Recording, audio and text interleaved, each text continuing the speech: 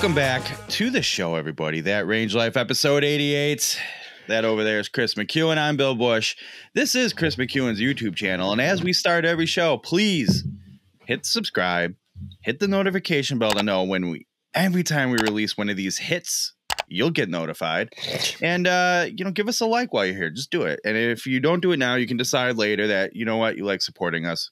Give it a like. All right. Got that out of the way early. We're going to keep it nice and quick. Hey, real quick though. Oh, shoot. We should acknowledge one another for working together on the technical issue that was carried over from last week. Yeah. Into this week, and we worked through it and figured it out. So I feeling good coming into the show as a team. And I'm relieved because I'll give a slightly more appropriate version of it. The line was, not in the mood for this shit tonight. And I was like, little foreshadowing of our conversation, but there were a couple moments yesterday when I was in your company where I'm like, oh, I don't want to say it too loud. He might hear me, but I see what Chris McEwen we got today, the corn phrase. And then sometimes though, you just want to sit and record a show with your friend. You don't want to have to do all the stuff when, like we've talked about, 88 shows in and we're still dealing with this nonsense. Oh, I just thought other things where just had you in typical Chris is not in the mood.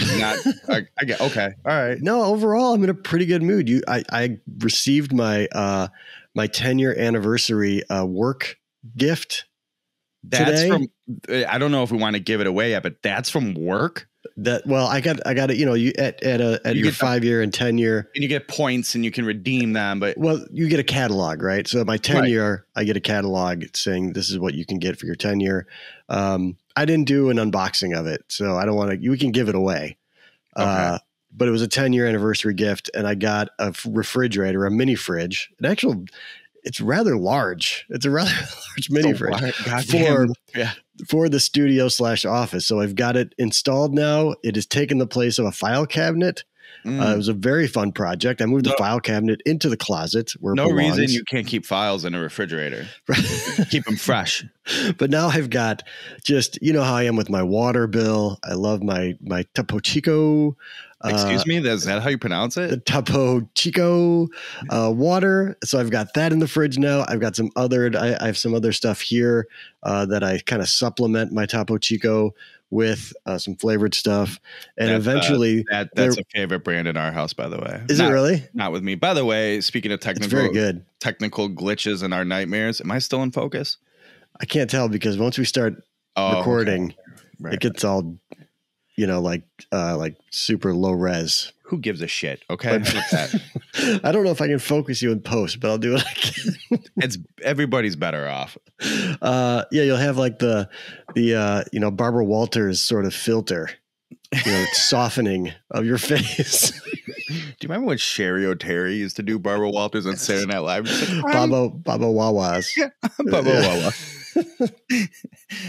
Oh, shout out to Sherry O'Terry. That woman is hilarious. Loved her. She was the best. So funny. Well, we're off. So I'm in a good mood. I got my mini fridge in the office, and I'm stocking it. And pretty soon there'll be 6 packs of soda in there. My God. And we'll be ready to go. I'm very excited. But it's just all I have to do when I'm sitting at my desk is just really reach out, flip the door open, and grab a whatever beverage I would like. Anything you want to keep cool. And there's a little freezer, so I'm thinking maybe I'll throw some Snickers in there or something, or some Reese's peanut butter cups. Yeah. Oh God. Yeah. I feel like the look I got going right now, this disheveled. This is about where I'm at in life tonight. Let's put it this way. My life changes. I'm having a nice, strong, old fashioned school night. Is it the with the syrup? Not with yours, because yours, by the time I got it from you, I had an open bottle of a mix. And then my mom had, which I wanted next time we're together, let's open this thing. This ginger thing from Michigan. It's fantastic. I think I've talked about it on this program before. Yeah. But it's delightful. So that's next in line. I'm like, this is a good problem to have. I was going to say, you got a backlog of wonderful. But I accoutrement. I love that word. I earned it today is all I got to say. All right. Maybe I'll keep the details for off the air. Okay. When the mics aren't hot. That's fair. Anywho, we played some golf. We played some golf on Sunday at Cog Hill number 4, Dubsdread. And this has been, if you've been following the program since day one, I think like it might have been the first 4 shows of this show we talked about. Naturally, during the lockdown golf days, I'm sure we argued about it plenty of times just for something to argue about. I think Brian Tweed originally may have started the discussion that led to the argument. God, I might be playing. I was fortunate to play one great round with Brian Tweed this year. I might have another one on board that he didn't arrange, but it will be in his company. And this comes together. My golf year went from like, pretty solid, decent golf year to like, whoa. Okay. Yeah. Not a big deal. But yeah, anyway, we played Dubsdread. Yeah. We had our points bet Cog Hill number 4 outing yesterday as we're recording this. And it was an experience. There's a lot to talk about, lot to cover. I feel like the place to start, weather was questionable going into it. I believe the term that was being rightfully used was we were going to get washed out. Right. Big concern. And did play a little havoc on our attendance, but that's okay. And, it's true. That's okay. Yeah. So we got there roughly half hour before our tee times. We hit some golf balls, and man, you and I talked about it.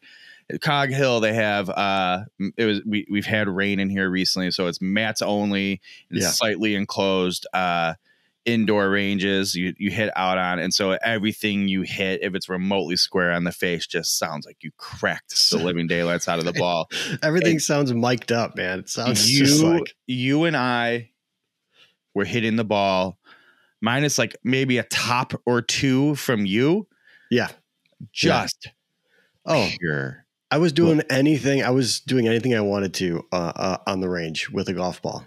And anything I wanted to. By definition, boy, were we driving range heroes. It's true. Apropos to the brand. It's true. And then I did say, and not to spoil anything, but when I was on the putting green, remember I asked, I said, is there such a thing as a putting green hero? Because I felt really good on the putting green. I was hitting some good putts. Yes. Now, I should have thought of this, and I didn't really say anything, and we'll get into why. Like, I had bigger fish to fry. I should have known, especially at that course. I was doomed as soon as that range session went okay. I got here in time. Yeah, you do it. I got here in time to hit golf balls, and I'm hitting them really well. Like, if I hit them average to poor, I'm like, I probably would have broke the course record. But right, naturally. But I should have known. And it came true. Driving Range Hero. That's why I got the website. That's why I own the domain. But so before we get into the events and the happenings and what have you. The happy haps, right? Finally, we get to discuss it. I think we just start with, what did you think of the course? Is that a good place to start? Yeah. Give your thoughts. Give us that Range Life review. If you will. So I think, we're going to put value aside of it, because I think that's all in sort of the eye of the beholder. Perceived value. Right. Yeah. Like whatever you think the course is worth, whatever you want to pay for that course, whatever, that whole thing. Because it's kind of arbitrary. Like, I don't know how, like if you compare it against a $300 golf course or a $80, like whatever. Anyways, I was talking to my wife about the round. Always a good bit on the show, yeah. Because she asked about it. And then I was talking to somebody else, I can't remember who, but there's no real let up on that course. I was trying to remember, even, we would hit good drives. I'm thinking of we hit good drives on a lot of holes, actually. But number 7, where I'm like, I'm going to aim at that 310 yard away bunker. You know what? And I here exactly this. And if I end up, and you go, if you end up in it, bully to you. Right. That's right. I'm like, right, exactly. Thinking it's not going to happen. Right. And I think like on 3, we both hammered a drive, but you still, and it's not even, okay, maybe so we weren't playing it, long or anything, but you still have 160. What happened to my drive on 3? I think you forgot. What'd you do on your drive on 3? I struck a squirrel square. That's right. As reported by Adam Unfiltered, who was in the group before us, apparently witnessed the striking of the squirrel. Yeah. That's what the squirrel gets for being in the fairway. Get out of the fairway. Get out of the fairway when Bill Bush is on the tee box. Squirrels. It's exactly where he was and where I hit it for sure. So anyways, but we hit like really good shots. I'm a little nervous right now because there's no audio showing up on my screen. It is on my side. Confirmed. Okay. I see it on my side. Okay. And it says everything looks normal and good over here. Okay. And then I'm going to move on with my life. But anyways, so let's just say if you hit a good drive, you're not over on that hole. You still have to work. And part of it was pin placement. Part of it was certainly the greens. But it wasn't even like we're hitting 5 irons or 6 irons in the greens necessarily all the time. You just have to hit good shot after good shot after good shot after good shot. And the course just kind of wears you out. And there's no such thing as an okay shot. Like, for instance, on 3, piped it, albeit left and struck a squirrel. But I'm like, that's fine. I just got to pop a little like 115-yard gap wedge just up onto the green. And the greens are huge at that place. Right.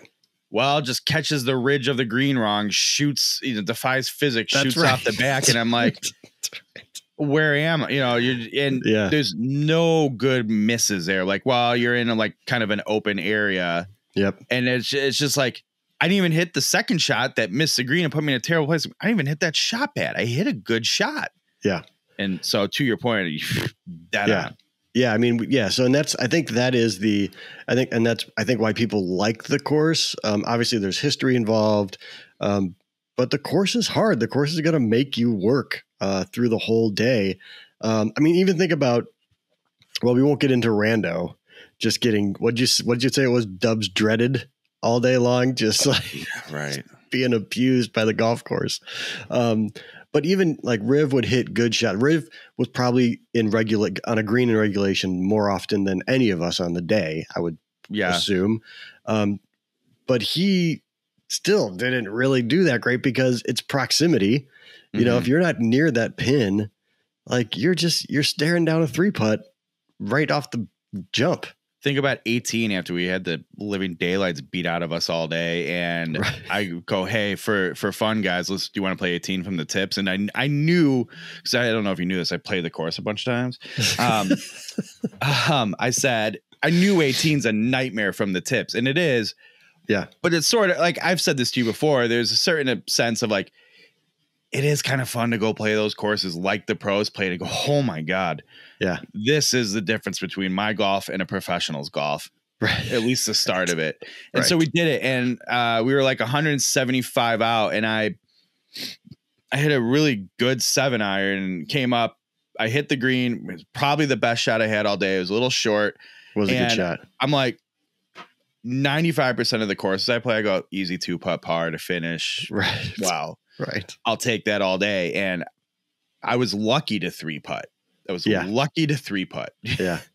Yeah. It's just, there's no let up on a course like that. There's just no, and if that is, if that's fun to you, you'll love that golf course, because that's what that golf course is going to do. Like, it is going to challenge you. And like, I think Rando, between you, me, and Rando, we found every bunker. 100% in that joint. 100% all, man. Of the bunkers where it played. Yeah. And you're like, to your point, the foursomes behind us, we're going to have the most immaculate and well raked bunkers that they've ever seen once we got through them. So but it was, it was a good day. It was fun. The rain held out and I was happy about that. It was definitely fun like that. And I will say to somebody, if you're going there for the beatdown, or you're just going there for like a fun time, do it with a bunch of guys. Like, do it with people or gals, but you know what I mean? Like a bunch of pals. Yeah. And go get beat up together. It's fine. Right. It's a bonding moment. It's like a Spartan race. of course, right. Of course, the best I've ever played it was by myself, and there's something to be said about that in my brain. But it's just not as enjoyable. There's very much moments of you're like, what? Why did I do this to myself? You know, Right. I think that's the other thing too, is like you have to be with the group that can that has that self-awareness and kind of laugh at just, like, I mean, Randy at any point could have just started throwing clubs, man. Like the guy was, but like we all just kind of like, yeah, all right, this is what this course is. Yeah. I think the ones that I think there's a good there's a handful of throwaway holes out there. I will say this about that place. 10 years ago-ish, we're talking like spray painted greens, like dead sod fields, like it was questionable. Yeah. And I will say it doesn't appear to have any of that kind of stuff anymore. There are a few places again, you want to talk about like it's worth what it's worth, the values in the eye of the beholder, right? Sure. But like you're talking $165, $150 golf course. And especially when you're pushing that PGA pedigree, there are a few bunker edges and walls I would have liked to have seen in better shape. So there's a little bit of that, but the course is in pretty good. It's in pretty good condition. It's a lot better than most of the other courses we come across and play. That's very true. We were commenting on the back nine, how like you could tell it gets a different crowd and that the greens do take a beating, and either ball marks aren't fixed or they're fixed wrong or whatever. But at the same time, like the greens roll pretty true. So it's not like when you play the Village Links of Glen Ellen and it just gets, it's like the surface of the moon out there. Right. Well, as you know, Bill, for once I did not have a problem with the greens. As I was walking in 15 footers, especially on the front nine. It was just like quite the performance there. Meanwhile, our buddy the Riv is missing three footers with no break in them. Right. Yeah, for wins too, man. That's tough. It's tough. I will tell you, I think that stretch of 12, 13, 14 on the back nine, the long par 3, then the property boundary, par 4 that has a big ravine in front of the green that like just sort of doesn't make sense. Again, you want to talk about there's no good shot. Like there's nowhere to miss on that hole. It is kind of left, but right, you're out of bounds. Fine, you hit it in the fairway. You have to hit a perfect shot into the green. If you're short, you're down in that ravine, lost ball. If you're left, you're hitting a maintenance building. God knows where you go. If you're long, you're in trees and stuff. If you're right, you're off the edge. It's like you're just screwed. And God forbid, like, fine, I hit it out of bounds off the tee. You take you're penalized already. You still can't play into the green. You could lose 3 balls on that hole and shoot 36. Right. So, that's dumb. And then you go right back into another par 3 with a weird green that's got like a weird, I don't want to say a volcano, but it's like a weird elevated complex with a pushed up green, ton of bunkers and other surrounding raised stuff. And there's nowhere to miss. I get that kind of target when you're hitting like maybe 8 iron or shorter, but when you're hitting 4 irons, 5 irons, 6 irons. Right. Even from the tee box. Yeah. And we were playing up a couple. Like if you were playing in the back, you're hitting it with a hybrid. I'm like, you just hit me with one of those 2 holes ago.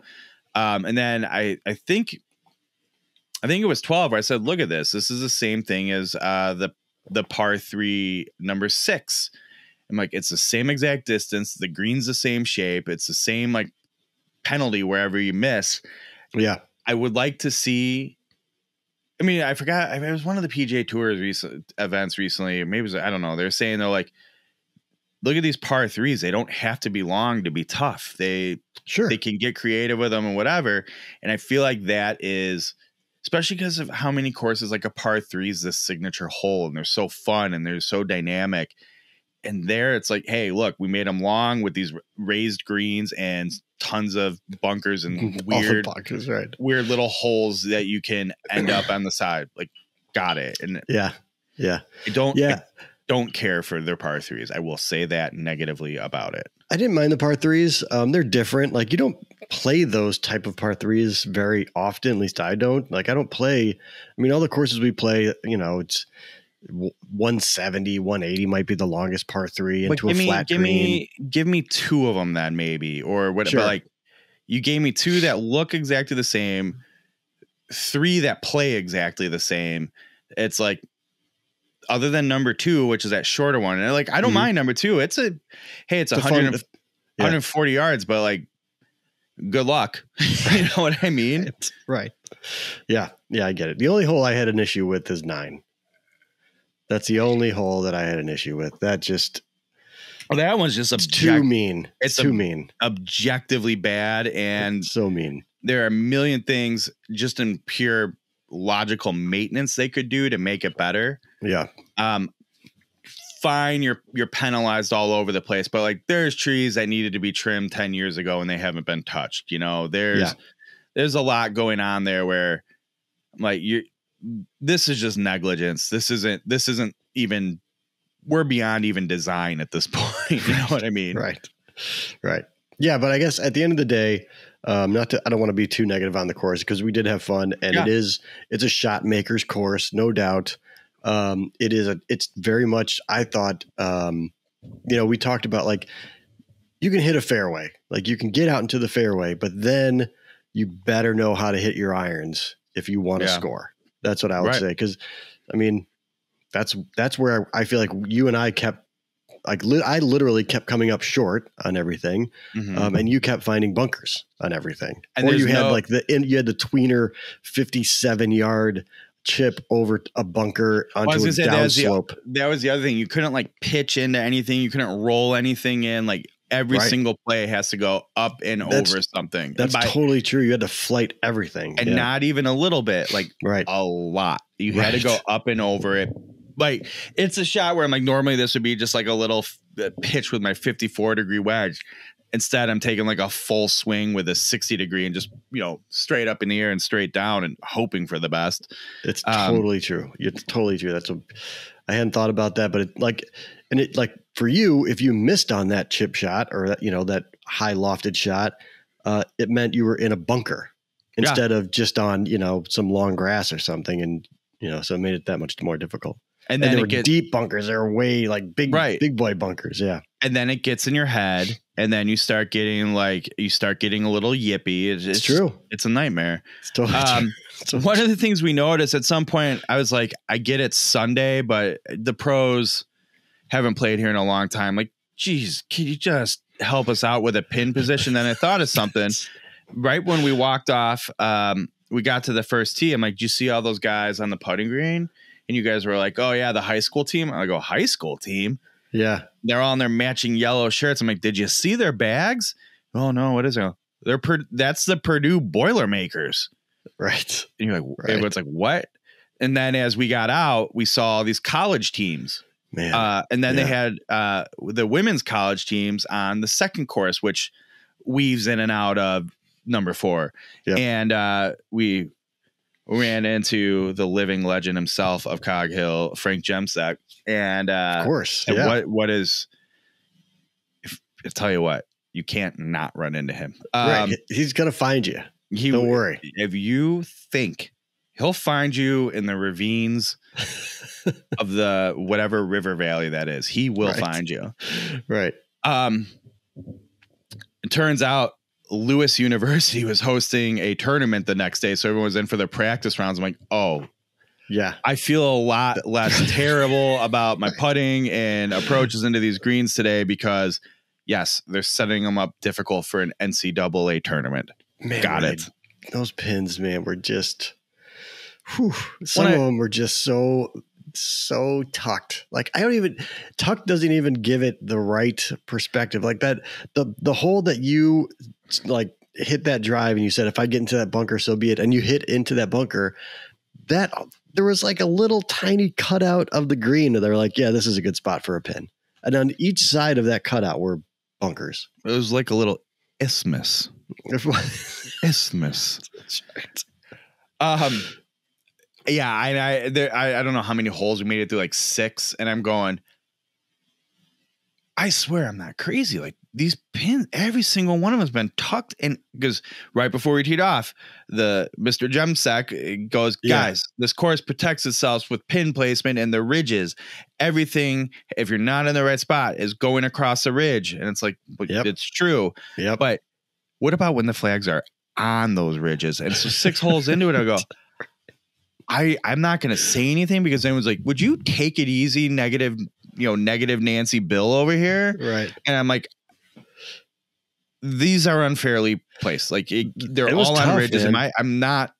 I'm not crazy. And I think finally around like the 12th hole, I was like, guys, every single one of these, I get it, because we saw the college kids, but this is impossible. Yeah. I think at a certain point I was like, I'm just going to hit to the middle of just tell me the distance to the middle of the green. I don't care where the flag is, because there's no point in shooting at a flag. I just mean putting, just from strictly a putting perspective. Yeah. All right. So we saw the college kids. I want to point this one thing out. You and I have met Adam Unfiltered's buddy Matt Hackett via the internet and being golf nerds on the internet, which virtually, right? I don't mean that in the least bit of a glowing fashion. We're dorks. Like we're huge losers. I'm aware of it. But it was nice to meet that guy in person. It's true. I like him. And then to find out he's a hockey guy, how come no one tells me this? So shout out Matt Hackett. Adam's got such a penchant for hockey guys, it seems. I know we might be onto something here. What's up, Adam? Is Adam a puck bunny? Is that what we're hearing here? But yeah, so it's fun playing. It's fun getting to hang out with him a little bit. Have a soda in the pouring rain after. I have to say, you and I haven't done that maybe ever. It was really nice just to hang out on the patio and just maybe heckle some of the college golfers a little bit from a distance. There is a huge piece of me, like in a previous life, pre-kids, maybe a course banquet too many has had, and there are some comments to be made to some tee boxes. Right. Right. I was under our breath. It was just at our table, but it was still fun just to like be around each other as a group, because even when we're golfing, like we're not hanging out with Riv and Rando that much, it's tee box and green, but we didn't get to hang out at all with Hackett and right. Adam. So yeah, it was just nice to hang out and have a beer. Do you recall multiple times, even before I teed off, where I'm like, man, I got some aches and pains. And then even when we were going, I'm like, I'm sore. This is something, like, but not really thinking anything of it. I'm pretty sure I could have 2 injuries, but like I definitely have one injury that I might be going to the doctor. Injury. I was going to ask, like, are you saying like an injury, or are you being, melodramatic about, my arm. This like one. What's the injury? The first thing I had right when I was a kid, I was like, God, this is like the second time out swinging the club. My left wrist has hurt a little bit. Oh, you did talk about your wrist on the course too. And I'm like, and it seems to be getting worse. That said, I am confident that is something, hey, just take a little time off, whatever. This off season will be welcome. It'll recover fine. So my knee was sore, my left knee, and that's the one that takes, that's Tiger, right? The left leg, and putting all that torque into it and banging it up. And I'm not comparing me or my swing to Tiger, but the basic physics of a golf swing, it takes a lot of the power that drives forward in your swing. And I'm not trying to be this guy, but like I do have a little bit of power in my swing. And I'm not a little guy. So like you for sure do. Yeah. It's going to do that. And I've had bad knees for a long time. I've had like knee issues for a bit, but just they come and go and I deal with it. I can't take ibuprofen anymore. So I don't have that to help with, but so I was sore after a round and went to bed. I'm like, God, it hurts a little bit, whatever. Dude, I woke up today. It's not swollen or anything, because that's the first thing I checked. But I mean, it hurts. And I was like, I don't know if I don't know knee injuries. I'm like, I don't know if it's a sprain. I don't know what a sprain feels like. I don't know. Did I tear an MCL or ACL? Like I almost asked you before we started recording. Unfortunately, I had technical issues. Like if you've ever had a real knee injury, God, thank God I have not. Leave your comments below if you can tell me about knee injuries and what. Describe the sensation. MCLs, ACLs. I'm like, I was like doing just small, like lateral movement, quick lateral movements, not in the least bit of an athletic form, but just to see if my knee held up. I'm like, all right, so I don't think it's ACL, MCL stuff. Yeah, I've heard it described as like feeling like your knee is loose. Like, I know it's kind of like, that's not a great sort of definition, but like people have described it as like, it just feels like your knee isn't there. It just feels loose, like it's wobbly almost. Okay, I don't feel like I have that. Okay, yeah. All right, that's 1, 2. We're knocking out good. Right. But then I'm like torn meniscus, that dislocated that, and I'm like, I don't know. And the only thing, like, it's not swollen, it's not red, but like it feels like it wants to hyperextend, which then I'm like, maybe it is MCL, ACL business. Weird. But it just like so much pressure. I'm like, God, this is bad. And of course the answer is like, well, you know what you could do? I said, take it easy, take a couple weeks off. I'm like, whoa. The golf season's winding down. I got to cram as much in as I can, especially this round I may have with John Heisey and Brian Tweeder. I call him Tweeder. Tweed. Yeah. He's hey, Tweeder, right? Right. I always want to call him Tweedy because of Jeff. Right. Every time I want to call him Tweedy. Yeah. I had a real hard time when I played golf with him in Michigan. I'm like, attaboy Tweeder. Like, if you played you were on my hockey team, you would have been Tweeder. Like, you would have been Tweeds. I feel like Tweeds is like that's a good hockey nickname. Tweeds right there. He might have been that too, but he definitely good. Definitely would be Tweeder. Tweeder for sure. Yeah. So, but I'm just like, no, I'm not going to do that to you. I don't know you that well yet, and I don't want to start this. So, but yeah, it's so this knee thing, like, okay, fine, it hurts, a little sore, getting old, whatever. There were times that I'm like going up a step, going up the stairs. And I was like, really? All right, now my weight's like, hang on, we got a problem here. Quick, get the other foot down. That's rough, man. Yeah, that sucks. I've never had anything like it before. Yeah. And as you well know, like, I'm arguably in the best shape I've been in like the last decade. Right. So I don't know. I've been in way worse shape and my knee has held up fine. So I don't know what's going on and I don't love it, but hopefully I can survive like the next 2 months and then I can go into Chicago golf winter hibernation and just heal. Right. I got to say too, not nearly as sounds serious as your stuff or bad as your stuff, but I was mentally exhausted after the round. I was legitimately tired after the round. And B, I did wake up with some soreness today, but I think just the course, it got in my head maybe, and I certainly was over swinging because I really felt it like in my lats. The only thing I'll say is I said to you were hitting balls before. I'm like, you're swinging a lot faster than you normally do. And I'm chalking it up to, hey, you've been golfing a lot. Maybe the swing's coming around. You're faster. Like, or maybe you just had the adrenaline rush all day when swinging. Yeah, I don't know. Coming off of Michigan where I was hitting it really, really well. I don't know if I just let that get in my head and I was trying to get a little too quick or what, but yeah, I felt it today. Like, ooh, I was over swinging for sure. Like not only over swinging, but also, you had mentioned it too, like real aggressive swings and coming out of it and the whole thing on the course. But also overextending, in my backswing too. I think I was overdoing it that way in that direction too. You were just feeling yourself. That's all. I was. I mean, I still hit the ball pretty well. I just didn't hit my irons worth of shit. I think we both shot a really high score that both of us are better players than. And 4 of those strokes was on one hole, was on 9. Yeah. Yes. For both of us. Like, I'm like, I don't think I've ever scored so bad and hit the ball so well. There's one other time at Oak Park Country Club where similar, I'm like, I didn't strike a ball bad once today, a chip, anything. I struck the ball well and I still shot like 706. So, well, it was like the best, worst one ball round ever. Yeah. Like you never lost your golf ball. And yet you still like, although I only hit one out, but still, I mean, that's the thing. The course, it'll get you, man. And I think we said, like, from a pure golf perspective, like, I did not have all that much fun playing golf on that golf course. I had fun with my friends and swinging the club and chit chatting, you know, like that's always fun. But in terms of like strategically navigating a golf course, I was like, this isn't even fun anymore. Yeah, it's not. Yeah, it's. I'm glad I played it. But you know, we'll get into someday. We'll do a Cog Hill draft.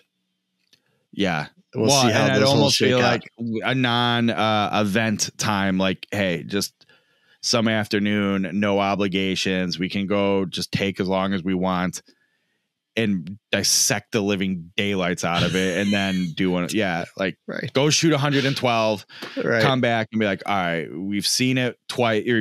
You've seen it twice now. It's dialed into your head. You're all worked up about it, you know?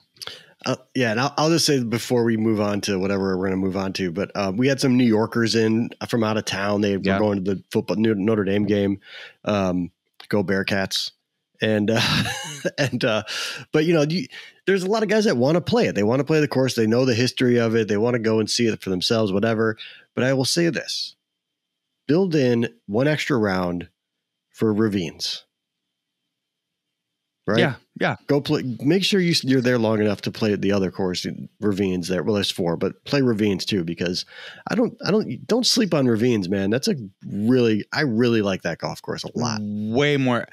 There are probably I said this to you yesterday. There are probably 4 holes on it that are just boring, generic space fillers. But as a whole, it is a more fun round of golf to play. I would say it's equally as picturesque. It's built into the same river valley, ravines, the river ravines. That's where it comes from. I enjoy playing it way more. My 2 cents. All right. I think any other closing comments about Dubsdread, Cog Hill, any of it? No, thanks again to PointsBet. Thanks again for everybody who participated, and we hope to do some more of it. Yeah, we'll let you know. It was a good time. It's worth doing. All right, Chris, anything you got to plug? Nothing really. It's been pretty quiet. You know, go check out the latest What's in the Box. Your What's in the Box is popping. Your the Callaway one, the Epic review coming soon on that guy too. And that guy too. Maybe, just maybe, we'll get a Gear Talk video done of it. Another thing we had big plans for, and good thing we remembered all the gear to do. I'm giving you our Gear Talk idea just publicly here. I'm going to say it. I'm going to give us 1 month to get our shit together on that. And if it's not, we're bringing it back into the show. We'll have to because it'll be winter. Okay, well, it won't be winter. I'm giving us till the end of this month. I'm going to give us till Thanksgiving. Yeah, but I'm the one that I already said end of this month. No, I'm giving us end of Thanksgiving. End of Thanksgiving, because Thanksgiving's a whole time. I'm giving us till Thanksgiving because the reality is of timing and accessibility, we are going to need a fair fight we could have. My God, that's like 8 shows before we have a Gear Talk. Let's hope. All right. We have over at the old driverangeheroes.com the Big Max Dry Light 7 bag review that will get plenty of focus here. There's a Big Max bag right here. Matter of fact, there it is. And another interesting one. I don't know if I can't remember. I feel like I told the story about this on here. Maybe I didn't. The True Temper Score LT steel shafts. I was on golfworks.com picking up supplies, as you will do as a club builder. And it said right on their page, our most popular steel shaft that we sell. Get out of here. So I go, all right, well, if they're so popular, let me find out why. And I ordered 3 of them and built up some clubs with them, and I reviewed them. So nice. Check that out. You can get them. I think they're what was the name of the shaft? I'm sorry. It's a Score LT by True Temper. True Temper. And they're normally like $9.99, but they're often $4.99 on GolfWorks. So we'll talk about that in the review. But check out that review. Cool. All right. That's all I got. Guys, that's Chris McEwen. You can follow him at Chris McEwen on Twitter, if Instagram's up on Instagram. This is his YouTube channel. subscribe to it. Hit that bell so you can find this out. site never goes down. So Never. This is where you should come find us. Right, it's going to now. It's going to now. Subscribe, like, do all the things. Leave a comment below. Any knee injury suggestions or diagnosis, anything you can help me out with there, we'll take it. Follow me at Range Heroes on all of the social medias. DriveRangeHeroes.com to go read all those great reviews. And I think that does it. That episode, that Range Life, that episode 88 in the books. Cog Hill, Dubsdread. What a time. Chris, it's been a pleasure speaking with you tonight. Everybody, thanks for watching. We'll see you next week.